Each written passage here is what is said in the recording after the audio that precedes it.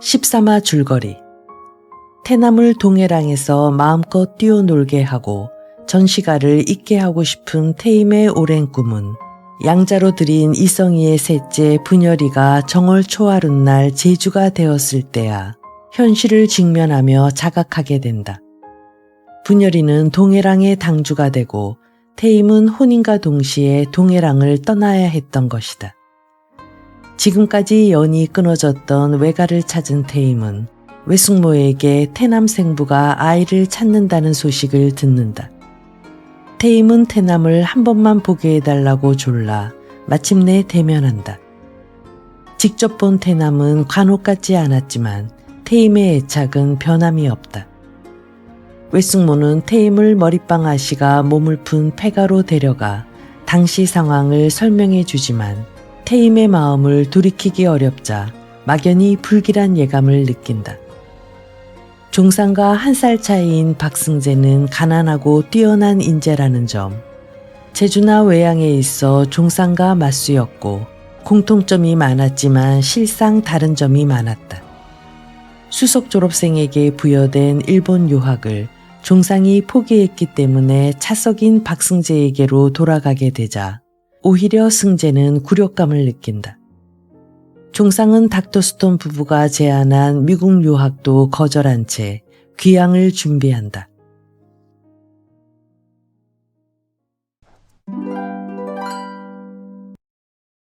종상이는 승재의 부릅뜬 시선을 태연히 받아 넘기며 말했다. 형, 나는 남에게 좋은 일 좀 하면 안 돼요. 그 남이 형이 아니었다고 해도 나는 그렇게 했을 테니 형은 거기 대해서 조금이라도 신세진 것처럼 느낄 거 없어요. 그건 나도 마찬가지야. 이제 일본으로 떠날 날도 며칠 안 남았으니 그런 꺼림칙한 감정일랑 깨끗이 털어버리고 싶어. 그렇지만 나하고 상관없이 자네 일을 떼어놓고 생각할수록 자네란 사람이 알 수 없어지는 걸 어떡하나. 제주도 아깝지만 그 큰 뜻은 다 어쨌나. 큰일을 하려면 힘이 있어야 하고 배우는 게 힘이라고 밤을 꼬박 밝히고도 초롱초롱하던 자네 눈동자를 나는 아직 잊지 못하는데. 형이 일본 유학을 간다고 해서 누구나 다 그 정도는 배워야 뭘 할 수 있다고 생각하는 건 좀 우습잖아.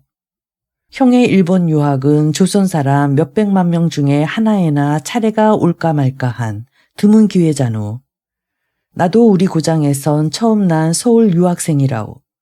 돌아가서 할 일이 많아. 자네 뜻이 고작 그 돈밖에 모르는 장사고장에 금이 환영하는 거였나. 그럼. 승재의 길고 잘생긴 인중이 편안하게 가라앉으면서 잔물결 같은 조소가 번졌다. 종상이도 배알이 틀리는 걸 내색하지 않으려고 창백해졌다.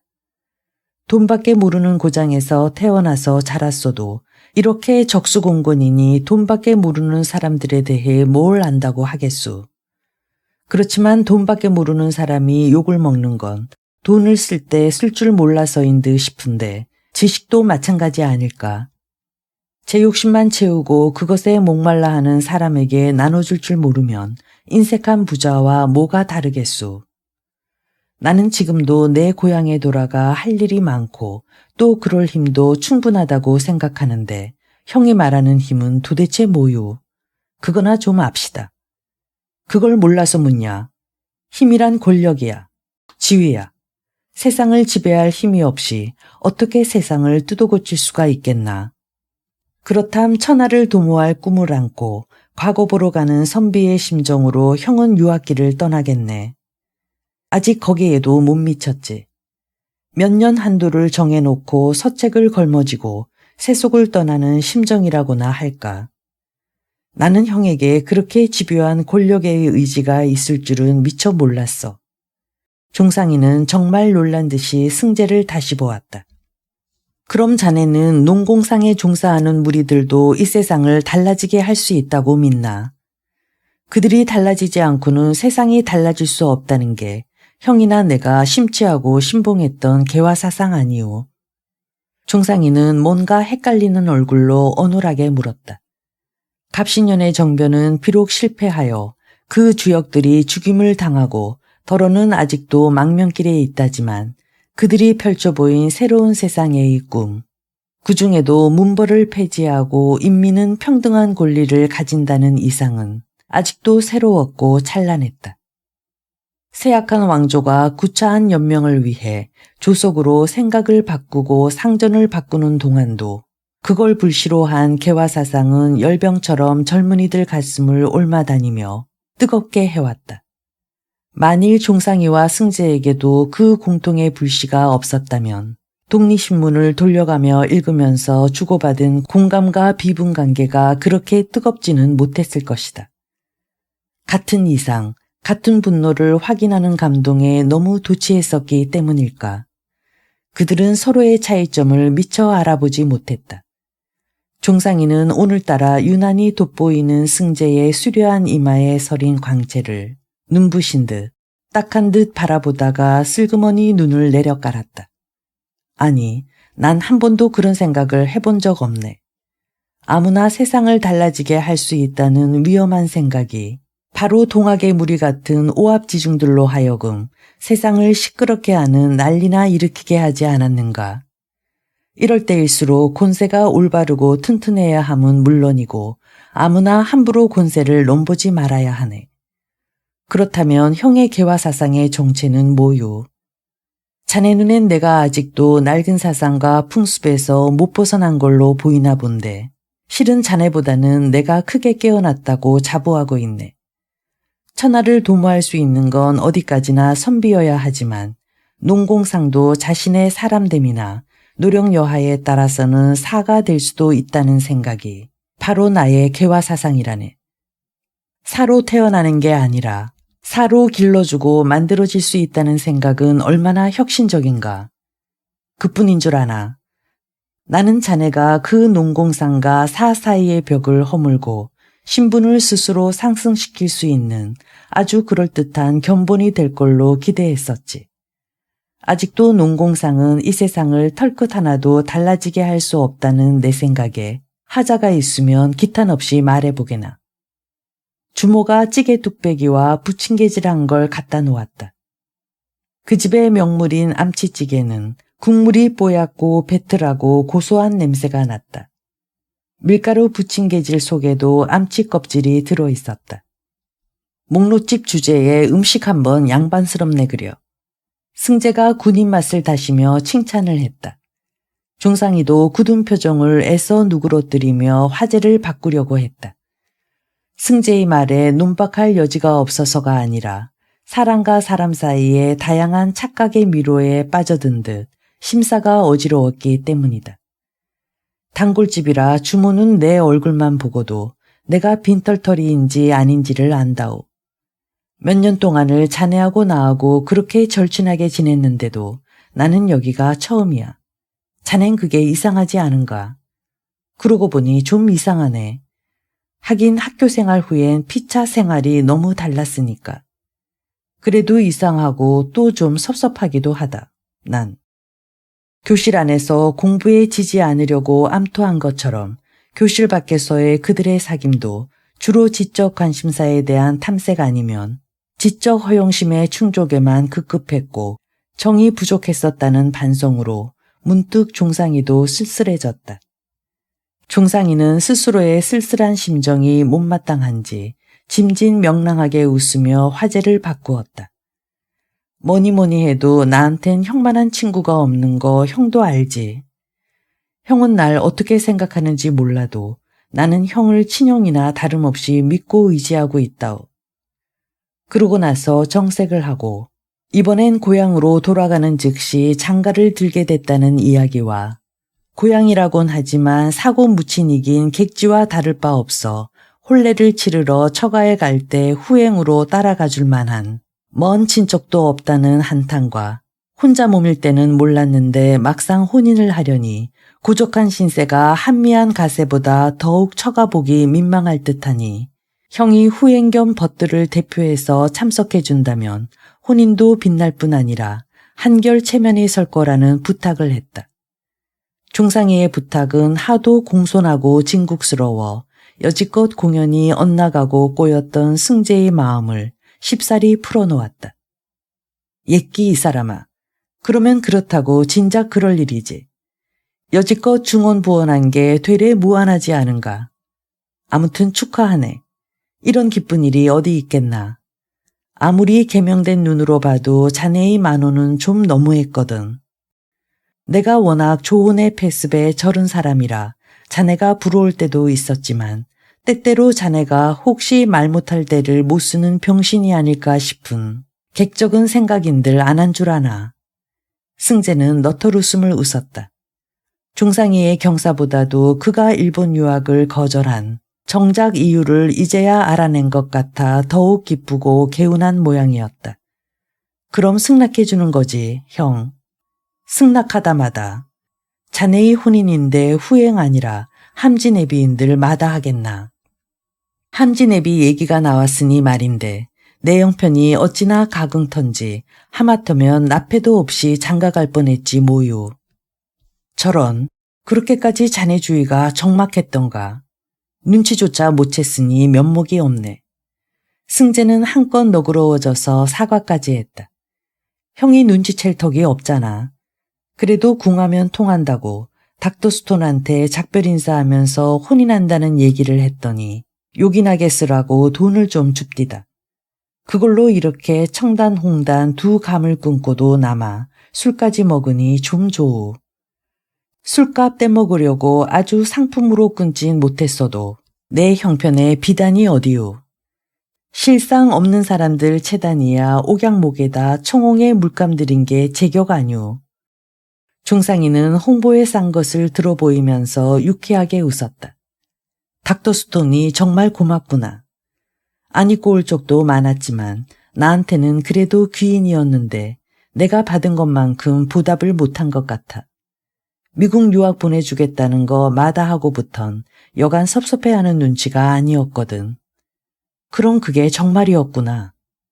도대체 어떻게 생긴 규수인데 2번씩이나 그 좋은 기회를 놓칠 만큼 푹 빠졌냐. 부럽기도 하고 나중에 후회 안 하려나 걱정도 되는걸. 그쪽도 나처럼 불고 쓴장으로 고독한 건 아니라 해도 조실부모하고 동기간도 없는 외로운 처지라오.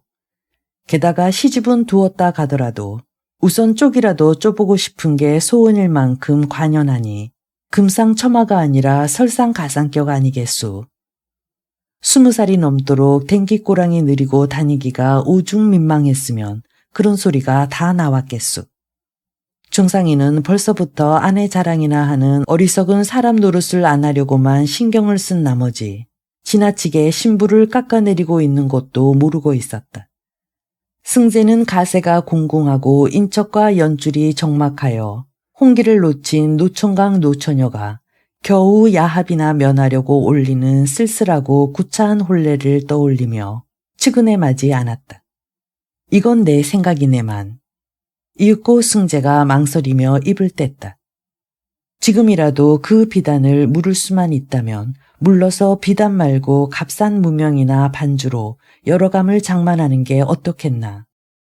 함에다 채단으로 청단, 홍단 딱 2감만 넣는 건 서울 방가의 풍습이고 중인이나 상사람들은 사주단자에도 옷감을 얹어 보내거니와 함 속에는 더군다나 예물로 주는 옷감의 가지수를 많이 넣어 보낼수록 좋아하고 시집 잘 가는 걸로 안다네. 서울에서는 행세하는 중인이 양반 행세가 하고 싶어 더러 양반 풍습을 따른다지만 개성이야 자고로 상민의 고장 아닌가. 내가 듣기로는 개성 사람들은 함 뚜껑이 열린 만큼 잔뜩 옷감을 쟁여보낸다고 하던데 달랑 청단 홍단 2감만 넣어 보내면 세세시 체면이 뭐가 되겠나. 고생은 시키기도 전에 고생문이 훤하단 소리 들을 건 없지 않은가. 후행간 나까지 능멸을 당할까 걱정이 되네 그려. 사실 상민의 혼사에 나 같은 화주현벌이 후행을 간다는 건 세상이 개화됐으니까 말이지 아랑곳인가. 자네 처가 그게 광영이라는 걸 알아볼 만한 식견이라도 있으려나 몰라. 종상이는 그에게 후행을 부탁한 걸 후회했다. 후행이 꼭 필요했다기보다는 이런 목롯집이 아닌 여염집에서 며칠 같이 유하면서 송도 특유의 맛깔스러운 음식과 집에서 담근 혀에 감기는 약주술로 송별을 겸해 회포를 풀 기회를 갖고 싶어서 청해본 거였다. 승재가 자신의 반남박씨 가문을 보통 가문보다 높여 화주현벌이라 자칭한 게 이번이 처음은 아니었지만 이번처럼 엮였기는 처음이었다. 좀 전에 이미 승재의 인품과 개화의 한계를 보아버렸기 때문일까. 이번엔 어째 그 이름이 빠졌지만 승재가 화주현벌임을 자랑할 때마다 내세우는 인물이 있었다. 지금은 일본에서 망명생활을 하는 금능이 박영효가 그와 촌수로 16촌이 되는 집안내라는 얘기를 할 때마다 그의 표정은 복잡스러워졌다. 고귀한 피에 걸맞지 않은 천박한 생각 때문일까? 고귀한 피라는 게 미신에 불과하기 때문일까? 아무리 잘난 체를 해도 불쌍하고 허전해 보였다. 승재는 이렇듯 개화사상에 깊이 심취해 있는 것 같으면서도 자신이 손꼽히는 대벌의 핏줄이라는 걸 가장 큰 자랑으로 알았고 남이 그걸 알아주기 바랬다. 그건 또 박영효 일가가 갑신년 정변을 주모하여 죽음을 당하기도 하고 국외로 도망도 하여 그 집안이 처참하게 몰락하자 먼 친척에까지 화가 미칠까 두렵기도 하고 또 친척 중에서 역적이 났다는 게 부끄럽기도 해서 영자 항렬자를 재빨리 승으로 고치기까지 한 수치심과도 모순되었다. 항렬자만 같아도 화가 미칠 것을 두려워했듯이 언젠가 그들 일족이 곤토중래하면 항렬자만 같아도 그 영화의 부스러기에 참여하기를 꿈꾸는 거라면 양반이야말로 얼마나 청격스러운 족속인가. 종상이는 점잖지 못하게도 승재가 드러내놓고 겉으로 능멸한 걸 이렇게 속으로 안가품하려 들었다. 실상 친구의 그 정도의 양반 자세도 못 참아줄 종상이가 아니었다. 여북해야 10촌이 넘는 친척의 왕년의 영화를 다 내세울까 싶어 그의 영락하고 고독한 처지를 동정할 수도 있었다. 그러나 종상이가 매우 아름답게 그리고 옳게 여겨 대견에 맞지 않는 평등이란 것을 승재는 꼭 양반이 위정자가 되어 변화시키고 양반이 시혜자가 되어 베풀어야 하는 것으로 여기는 사고방식만은 참을 수가 없었다. 크게 속은 것처럼 불쾌했다. 여지껏의 우위를 생각해서 이왕 부탁한 후행이를 작파하지 않고 기분 좋게 술자리를 마무리 지어야겠다는 일념으로 종상이는 그만 그의 처가가 승재가 얕잡고 동정할 만큼 궁색한 처지가 아니라는 말을 못하고 말았다. 혼인날에 맞추어 송도까지 동행하는 동안에도 새삼스럽게 그런 얘기를 해야 할 까닭도 계기도 없었다. 당사자인 종상이에게도 그건 그닥 중요하지 않았다. 그는 태임이를 아내로 맞이하는 일만 너무도 황홀한 호사여서 그 밖의 호사는 염두에도 없었다. 그는 또 태임인에서 얼마만큼 호사스러운 혼수와 잔치를 마련하고 있다는 것을 모르고 있기도 했다. 친한 친구란 본디 그런 것인지 싸울 때가 있으면 화해할 때가 있고 오해할 때가 있으면 이해할 때가 있으면서 뒤끝이 없이 깨끗하기가 조금도 어느 한쪽이 덜하거나 더하지 않았다. 전일의 일로 서먹서먹함이 없이 배결이끼리 오히려 아쉬울 만큼 흥겨운 동행이었다. 미리 연통이 돼 있었던 듯 언녀나범을 비롯해 부성인의 전방 서기들이랑 이성인의 하인들이 주르니 야다리까지 마중을 나와 대령하고 있었다. 행여나 종상이가 동해랑의 처가로 먼저 들까봐 새로 장만해 놓은 그의 신접살림 집으로 인도할 겸 새 사이맞이를 융숭하고 근검하게 하려는 처가의 배려였다. 종상이를 깍듯이 서방님이라고 공대하면서 그들이 가진 보잘것없는 행담을 다투어 받아들고 앞장서는 하인들을 보고 승재는 어리둥절할 수밖에 없었다. 하인들은 하나같이 신수가 훤하고 기운차고 의복이 깨끗했다. 서대문 밖에 꼬불꼬불한 더러운 골목 안에 개딱지 같은 초가집에 사는 승재의 눈엔 널찍널찍 고든 골목과 백옥 같은 땅과 조촐한 듯 하면서도 드높은 집들도 놀랍고 신기하기만 했다. 하인들이 앞장서 인도한 집에 이르러서는 승재는 다만 말문이 막혔다. 이어서 상이 들어왔다.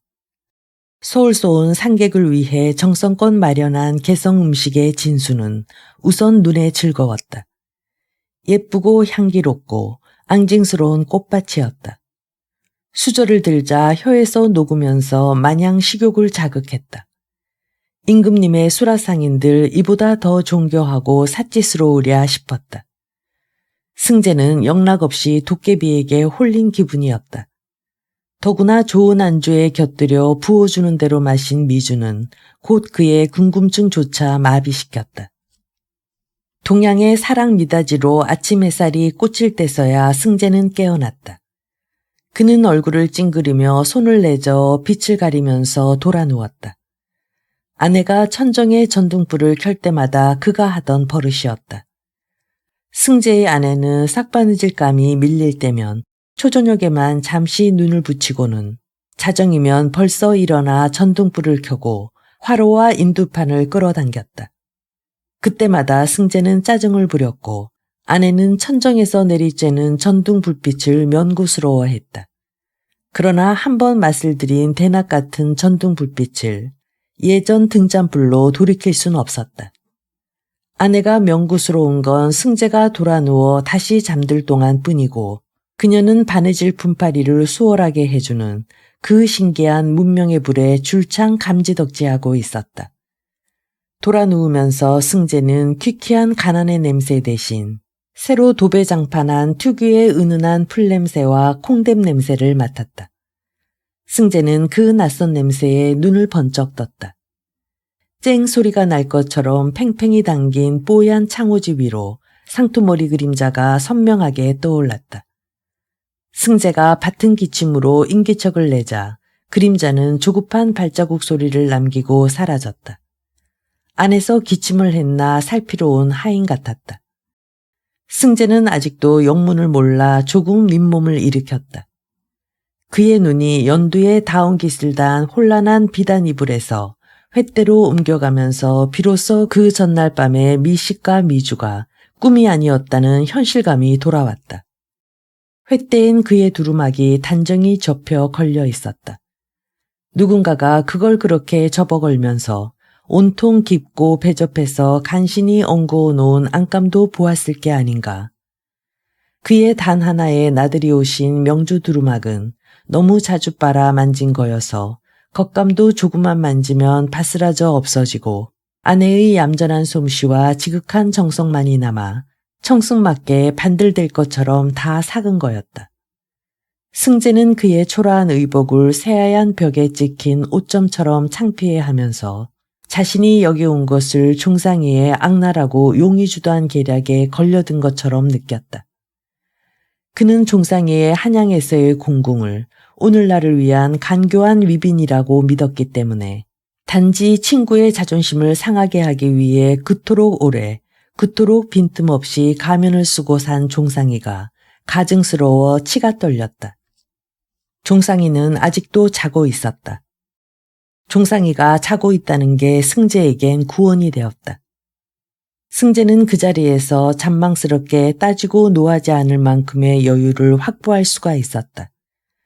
그 대신 당장 발산하지 못한 노여움과 불쾌감이 묵직한 앙심이 되어 가라앉는 걸 느꼈다. 그래, 어디 두고 보자. 내가 나를 한번 크게 망신 주기 위해 5년 동안이나 가면을 쓰고 살았다면 나 또한 너를 유린하고 능멸하기 위해 앞으로 10년 동안인들 칼을 갈고 지내지 못할까 보냐. 승재는 그의 속에 뜨겁고 육중하게 자리 잡은 앙심을 매우 대견스럽게 여겼다. 현재의 학력만 가지고도 당면한 가난을 떨칠 수 있는 길은 얼마든지 보장돼 있다는 유혹 때문에 망설여지고 또 아내의 눈치가 보이던 일본 유학이 갑자기 떳떳해졌다. 이제 일본 유학은 그에게 있어서 선택할 수 있는 게 아니라 이미 운명 지어진 거였다. 돈보다는 권세의 우위를 증명하고 말리라. 상껏의 꿈이 부라면 양반의 영달은 마땅히 권세인 것을. 승재는 자신의 가능성으로 종상이가 이미 도달한 한계를 비웃어 줄 수도 있다는 걸 깨달았다. 그의 내부에서 유학과 출세가 야무지게 손을 잡았다. 그때 종상이도 부시시 눈을 떴다. 그도 승재처럼 우선 미닫이로 쏟아져 들어오는 아침 햇살을 손으로 가렸지만 눈부심은 멋지 않았다. 창호지에 걸러진 햇빛보다는 곧바로 대하는 승재의 얼굴이 더 눈부셨다. 승재의 표정은 종상이가 도저히 이해할 수 없는 생동감에 넘치고 있었다. 기침들 하셨으니까요. 아까의 상투 그림자가 다시 문 밖에 아른거리며 아랬다. 그리고 아내 대답을 기다리지 않고 조심스럽게 미닫이를 열었다. 그가 받쳐든 둥근 쟁반 위에 2개의 젖빛 다기에선 김이 모락모락 오르고 있었다. 편안히들 주무셨으니까요. 독삼탕이 올시다요. 식기 전에 드세요. 특별한 삶으로 달인 거니까요. 늑도 좀도 아는 하인이 눈꼬리로 웃으면서 말했다. 충직함과 간교함이 알맞게 조화된 게 초면에도 느껴지는 하인이었다. 독삼탕은 깊고 검은 자줏빛이었고 향기 역시 짙었다. 열린 미닫이 문 사이로 쌀이비 자국이 선명하게 난 사랑들과 담장 밑으로 마치 연지곤지를 흩뿌려 놓은 것처럼 붉은 꽃몽우리가 한껏 부푸른 이름 모를 꽃나무 무더기가 보였다. 춘삼월 호시절이네 그려. 아무렴은 이만저만한 아가씨가 시집가는 달이라얍죠. 승재의 혼잣말을 하인이 얼른 받고 나서 미닫이를 닫고 물러났다. 들어요 형. 정신이 한결 개운해질 테니. 특별한 삶이라는 게 뭔가. 글쎄 최상품의 삶을 기생삼이라고 하는데 아마 그런 게 아닐까. 기생삼. 최상품의 이름이 왜 그리 요망한가. 삼을 인삼이라고 하는 건 생긴 게 인체와 비슷하기 때문이라고 하자노. 그중에도 여자의 몸을 연상할 만큼 예쁘게 잘생긴 삼을 기생삼이라고 해서 양기를 도움는 효험이 특히 뛰어나다고 예로부터 쳐왔지만 그게 믿을 만한지 아닌지는 낸들 알겠소. 나도 생전 처음 먹어보는 게니까. 그것은 사실이었지만 승재는 믿지 않았다. 어제 오늘의 호사를 금시 발복처럼 꾸미기 위한 능청으로밖에 들리지 않았다. 승재는 종상이의 급변한 처지에 대해 종상이보다 더 능청스럽게 시침을 뗄 작정이었다. 모욕감을 최소한으로 줄이는 길은 그 길밖에 없었다. 바로 저렇게 생긴 거겠네 그려. 승재는 대추와 인삼을 넣고 하룻밤은 다렸음직한 그 진한 액체를 한 모금 마시고 나서 사방 탁자 쪽을 가리키며 물었다. 사랑방의 가구들은 술모보다는 기품이 돋보이는 것들 뿐이었으나 탁자 위의 신식 유리병은 눈에 거스릴 만큼 전체적인 격을 깨뜨리고 있었다. 시골에선 귀할지 모르지만 한양에선 흔한 일본 술병 가득한 맑은 액체 속에 잠겨있는 인삼 한 뿌리는 영락없이 풍만한 여체였다. 별걸 다 갖다 놓았구먼. 종상이도 그걸 처음 보는 것처럼 굴면서 역력하게 불쾌한 빛을 띠었다. 승재는 그런 친구를 명구스럽도록 빤히 쳐다보았다. 이윽고 그는 고개를 빳빳이 세우고 친구를 경멸했다. 종상이의 잘생긴 얼굴엔 이미 승재의 맛수로서의 총명과 야망 대신 화려한 편안에 발목까지 빠졌을 때의 멍청함이 군살처럼 믿게 달려 있었기 때문이다. 다시 상투 그림자가 부산이 오락가락하더니 새숨을 대령했다고 아래는 소리가 들렸다. 툇마루엔 장중하게 번들대는 방자 놋대야가 나란히 2개, 옹기종기 양치기구를 거느리고 등대하고 있었다. 명색이 선비가 이렇게 호강을 해도 되나 몰라. 허허허. 승재가 따뜻한 물에 손을 적시면서 말했다. 종상이는 힐끗 승재의 희고 건강한 이를 보고 불안한 생각이 들었다. 그러나 곧 내일이면 장가간다는 생각이 그 불안을 지웠다. 종상이는 태임이에게 장가든다는 사실이 너무도 황홀한 호사여서 딴 호사를 거의 호사로 느끼지도 못했거니와 딴 일에 대해선 지속적으로 생각을 잊지도 못했다.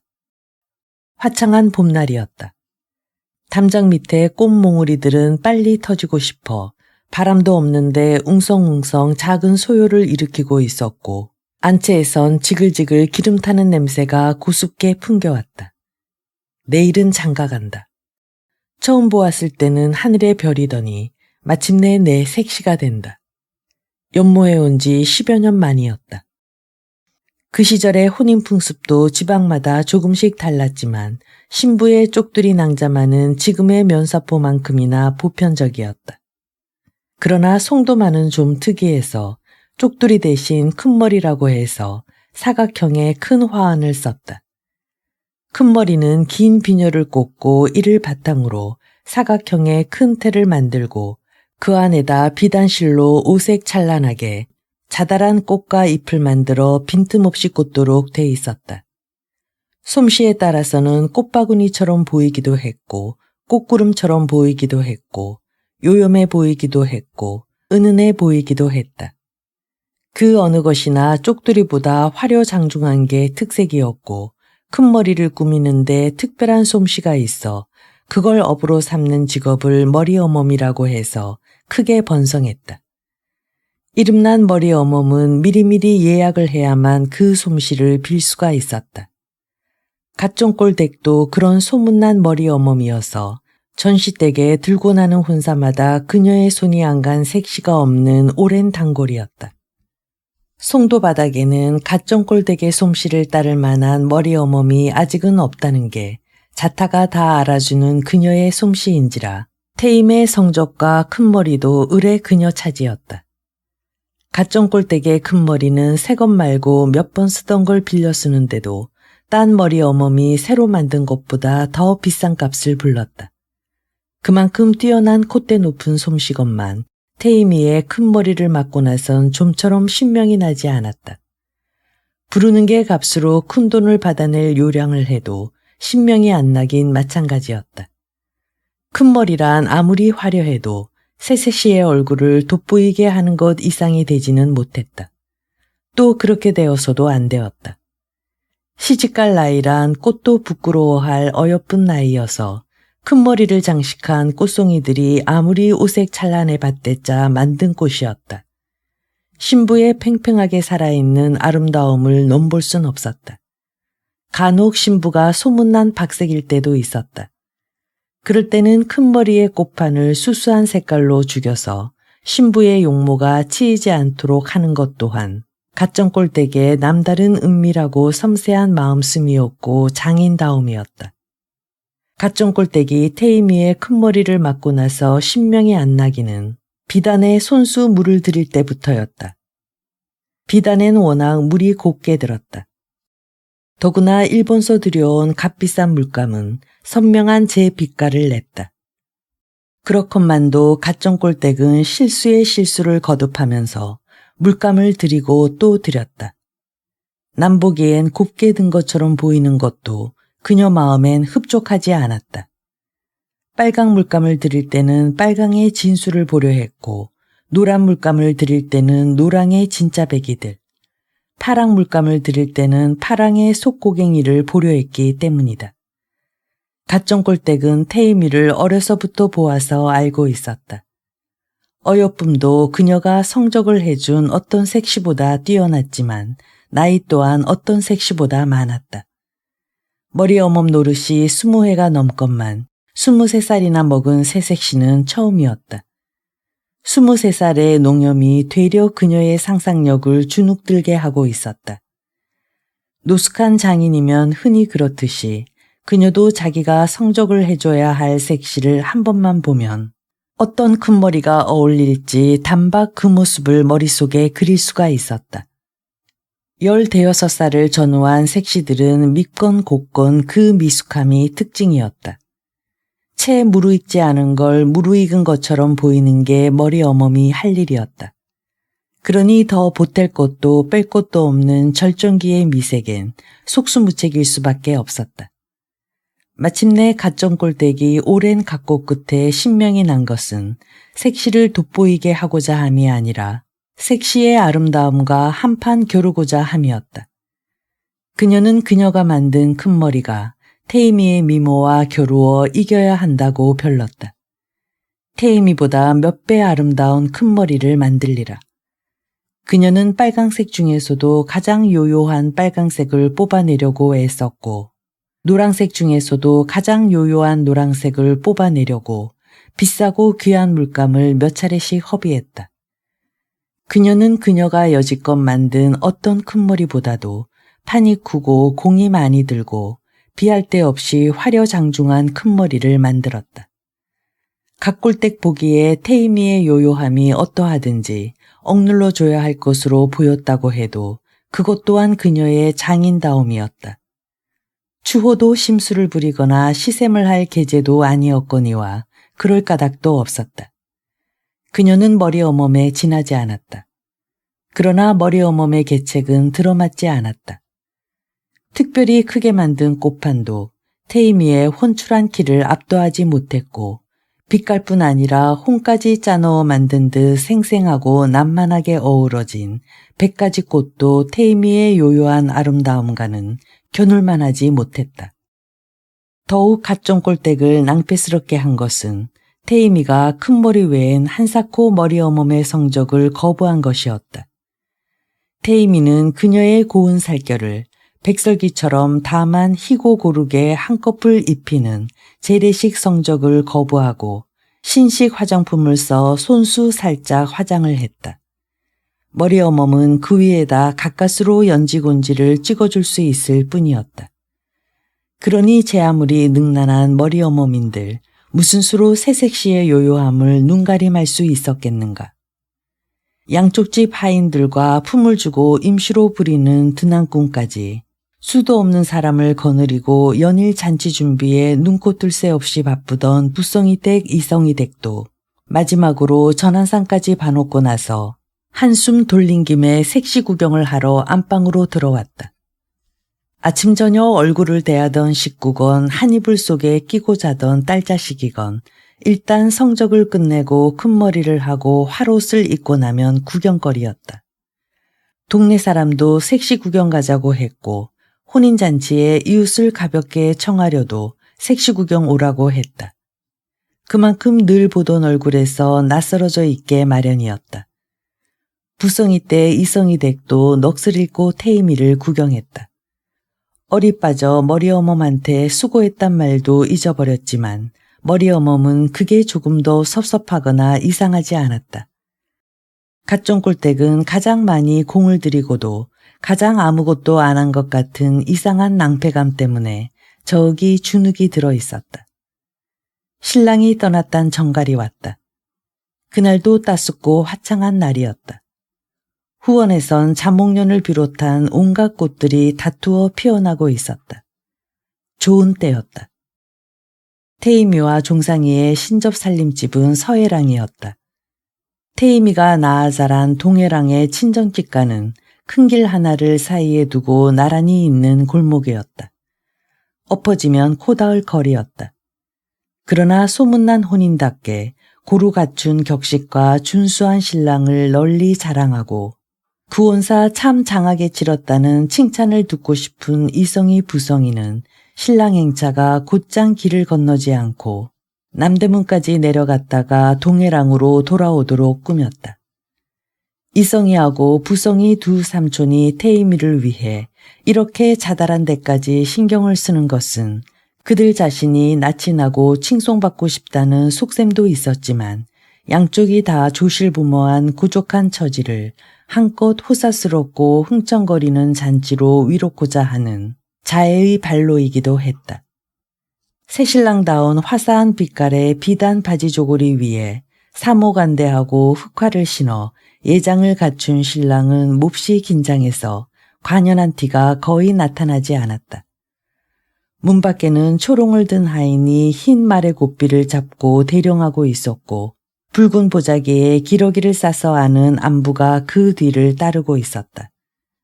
작은 하물진 하인도 있었는데 나패는 전날 밤에 보냈으니 폐물이 들어있는 듯했다. 그 속에 무엇이 들어있는지 모르기는 종상이도 승재와 다를 바 없었다. 승재는 매사에 유심히 보고 궁금해하고 종상이는 마침내 장가를 든다는 사실 외의 것에 관해선 하나도 관심이 없다는 것이 다르다면 달랐다. 구경꾼이 백절치듯 하는 가운데를 승재는 그 화려한 혼행을 거느리고 서해랑을 지나 남대문을 돌아 동해랑 처가에 당도했다. 색시집에선 골목바까지 오복을 갖춘 듯 신수 좋고 의복이 호화로운 이가 마중을 나와 극진한 예로 접대했다.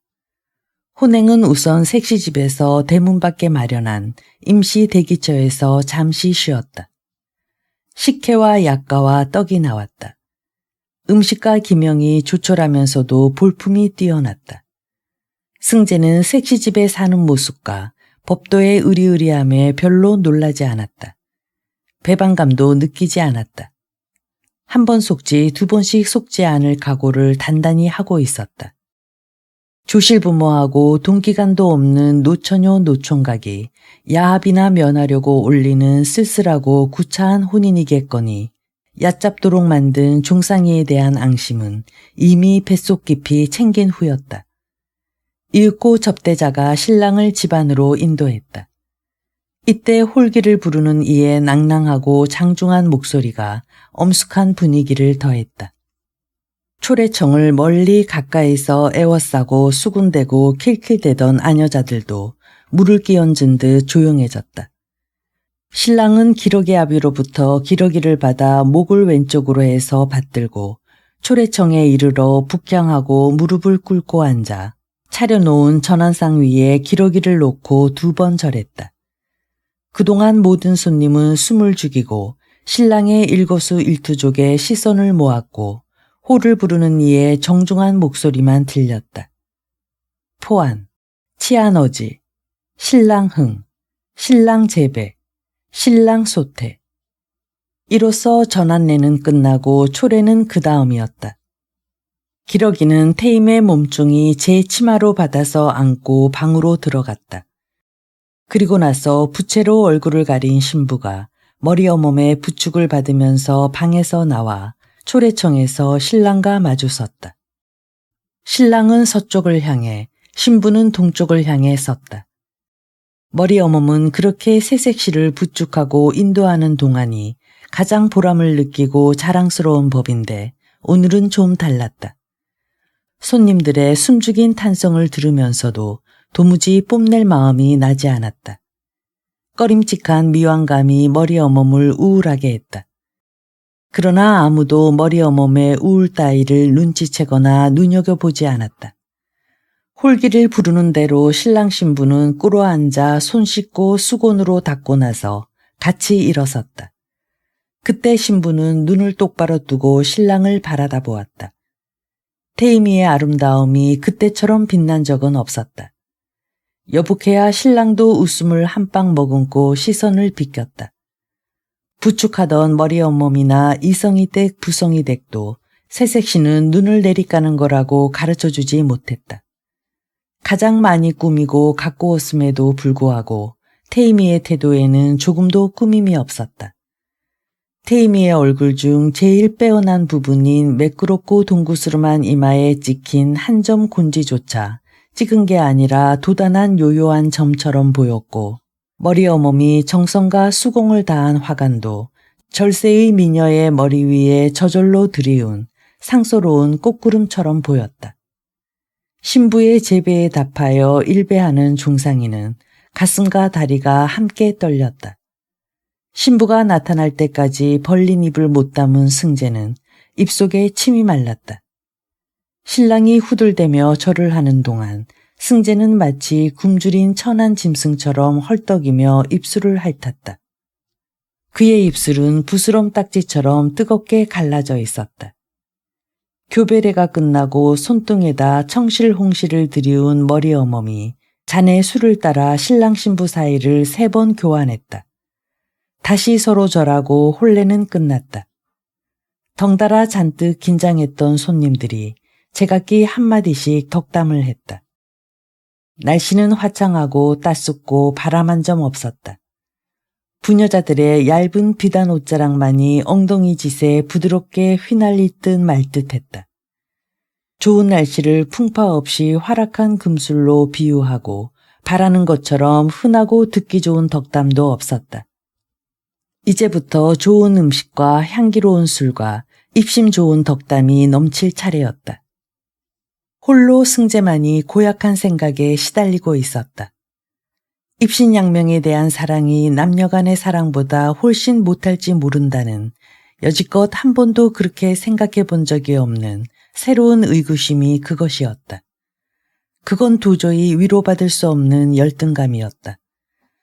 같은 처지로 알고 동고동락하던 종상이가 하룻밤새 개성부자 노릇을 하는 걸 보고 느낀 배반감과 열등감에는 그렇게도 신요한 치료제가 돼주던 출세의 집념이 이렇게 보잘것 없어질 줄이야. 사람을 사랑하는 일에 비하면 그건 구질구질하고 징그러운 욕심에 불과했다. 잠시 전까지도 그의 체면을 유지시켜주고 그를 늠름하게 하던 출세욕에 대해 승재는 불현듯 절망적인 불안감을 느꼈다. 드넓은 집에 가득 찬 손님들은 방과 대청마루만 가지고도 어림도 없어 마당과 후원에도 차이를 치고 교자상을 놓았다. 소문을 듣고 모여든 거지들은 행랑들의 자리를 깔고 따로 상을 봐주었지만 음식 층하는 하지 않았다. 부엌 가마솥과 뒤란에 임시로 거르는 솥에는 장국이 설설 끓어 구수한 냄새와 김이 자욱했고 쑥수방에선 쑥수들이 아무리 날렵하게 음식을 담아내도 하인들이 나르는 속도를 당해내지 못했다. 그러나 음식은 없는 거 없이 고루 갖추었을 뿐 아니라 지천으로 풍성했다. 고기나 육아를 행주치마 밑에 감추어 가지고 제 집으로 나르는 동네 사람도 못 본 척했다. 왕년에는 손님마다 외상을 차려주고 남은 음식을 몽땅 싸주던 게 전처만내 잔치 인심이었다. 뭐니 해도 색시집 잔칫날의 상객은 신랑과 후행이었다.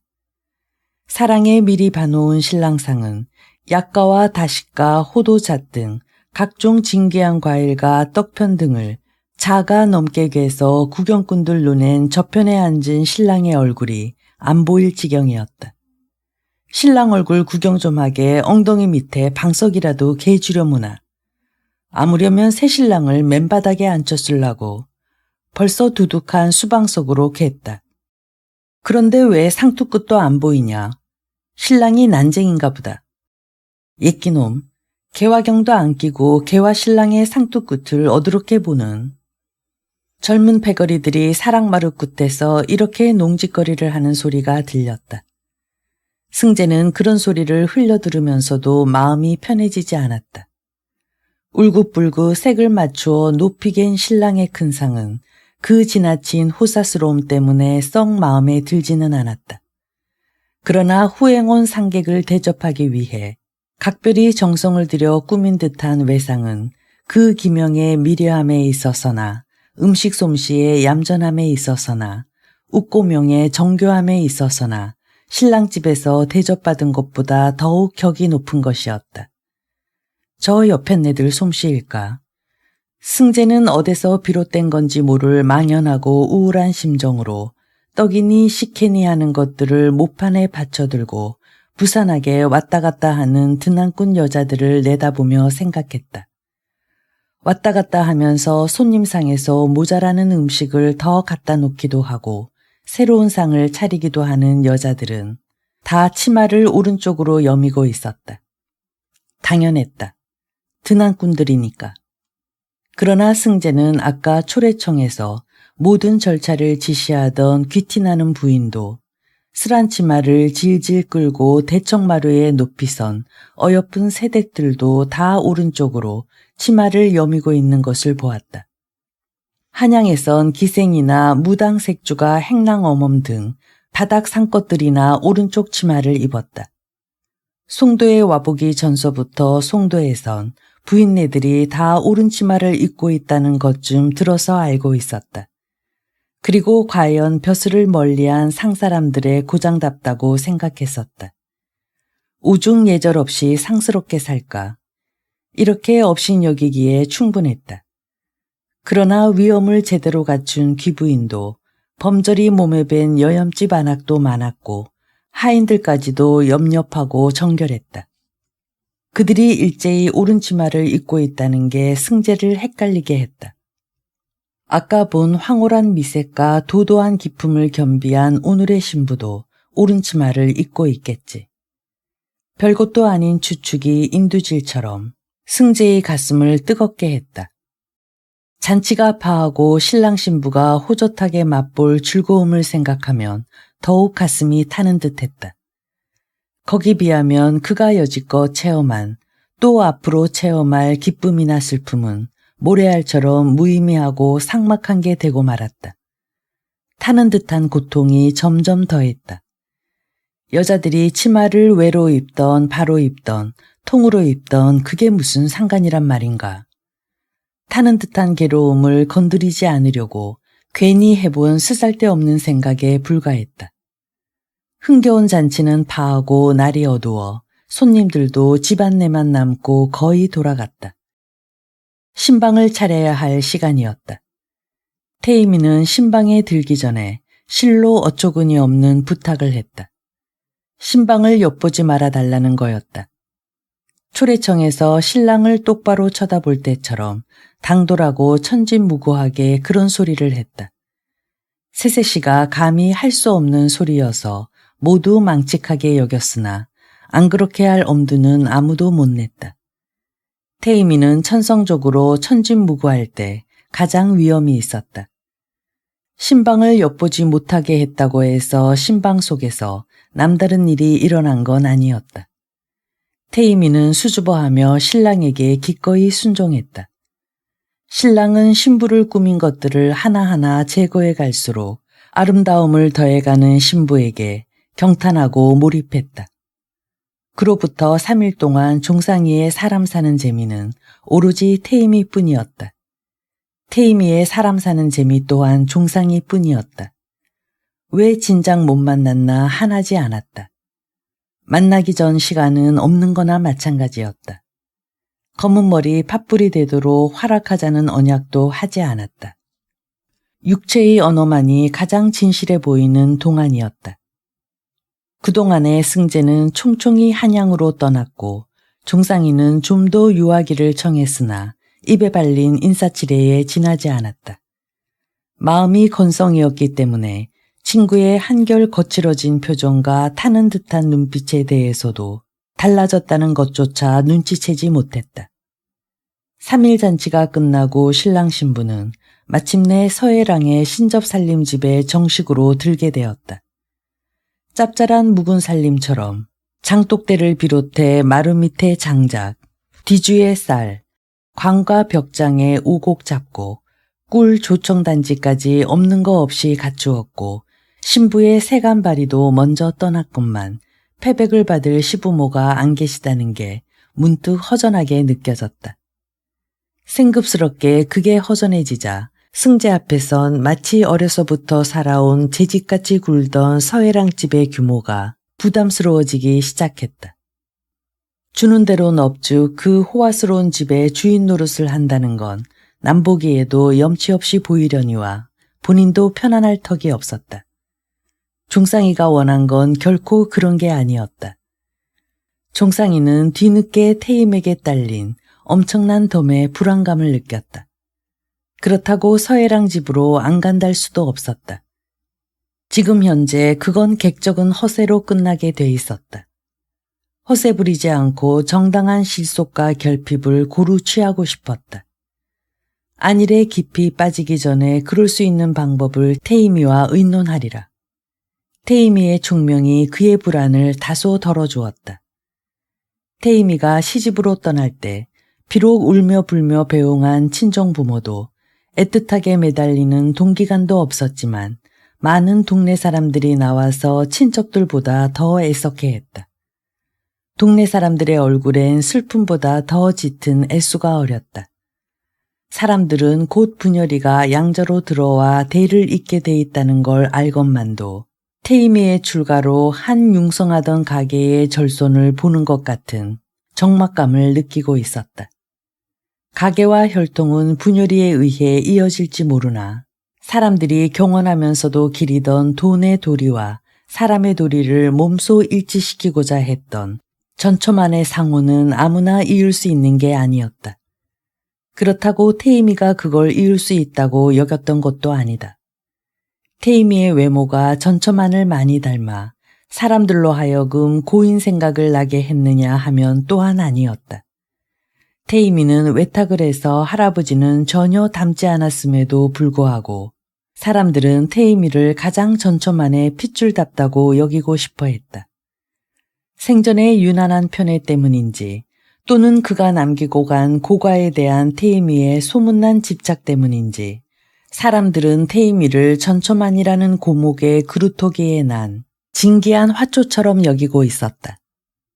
그래서 시집가는 태이미를 배웅하는 동네 사람들의 표정은 애도에 가까웠다.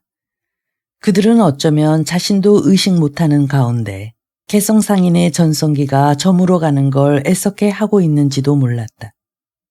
우스어린 배웅객들과는 달리 방금 꽃망울을 터뜨리려는 장미꽃처럼 화사한 웃음을 한 방머금고 아장아장 가마 앞으로 걸어가던 태이미가 주춤 걸음을 멈추더니 천천히 돌아섰다. 그리고 머리빵 모퉁이로 해서 뒤란 쪽으로 걸어갔다. 아무도 그녀를 말리지 못했다. 우울하면서도 섬세한 그늘이 이마에 어렸다. 우물이 있던 자리가 바라보이는 곳까지 와서 멈추어 섰다. 종상이는 빳빳이 긴장한 채 그런 태이미를 바라보면서 한 덩어리의 환희로 얽혔던 친밀감이 불가해한 거리로 멀어짐을 느꼈다. 저만치 양지 쪽엔 온갖 꽃들이 생생하게 피어있고 우물이 있던 음지만이 아직은 부추도 안 돋아나고 텅 비어 있었다. 봄꽃들은 너무도 밝고 생생해서 되레 비현실적으로 보이고 불모의 자리만이 발밑에 벌어진 동굴의 입구처럼 현실적이었다. 태이미는 어린 날 어머니의 시체가 떠오르길 기다리며 우물을 들여다보던 그 아득하고 골똘한 눈길로 그 어둑시근한 음지를 바라보았다. 마침내 우물 하나 가득 남치마를 펼치고 어머니가 떠올랐다. 어머니는 남치마를 연기처럼 펄럭이며 꽃 속으로 함몰되어 갔다. 태이미는 이를 악물고 두레박을 끌어올리듯이 그 환영을 끌어당겼다. 젖은 남치마 자락이 맨살에 감기는 듯한 차가운 감촉이 뺨이 파리하게 식으면서 소름이 돋았다. 태이미는 희미하게 웃었다. 숨을 죽이고 바라보던 배웅객들은 태이미가 갑자기 서먹서먹해져서 떠날 사람은 그렇게 정을 떼고 떠나나 보다고 생각했다. 그러나 같이 떠나는 종상이도 일순 태이미가 서먹서먹해지긴 마찬가지였다. 하인들에게 인도되어 서해랑 집에 처음 들었을 때만 해도 객사에 든 것처럼 자기 분수의 만나를 염두에 두지 않았다. 그러나 으리으리한 집과 그 안에 기왕 갖추어 놓은 구색에다 신부가 바리바리 시러운 혼수를 더한 세간살이를 막상 그의 소유로서 바라보게 되니 그 엄청남에 치일 듯한 낭패감에 휩싸였다. 그뿐이 아니었다. 태이미는 할아버지의 전생애와 할머니의 저기와 어머니의 원한이 함께 서린 그 육중한 돈깨도 고스란히 그녀 것으로 하고 있었다. 할아버지께서 나에게 주신 거예요. 이건 내 거란 말이에요. 태이미는 태남이의 소유권을 주장할 때와 다름없이 고집스럽게 말했다. 종상이는 무거운 추를 달고 헤엄칠 때처럼 그 풍요로부터 헤어나려는 몸집의 무익함을 이미 내다보고 있었다. 승재로부터 처음 편지가 온 곳은 그해 가을이었다.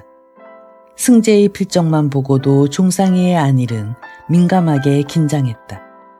겨울방학에 들름하고 했지만 어쩐 일인지 들르지 않고 그 겨울이 넘어갔고 편지도 없었다.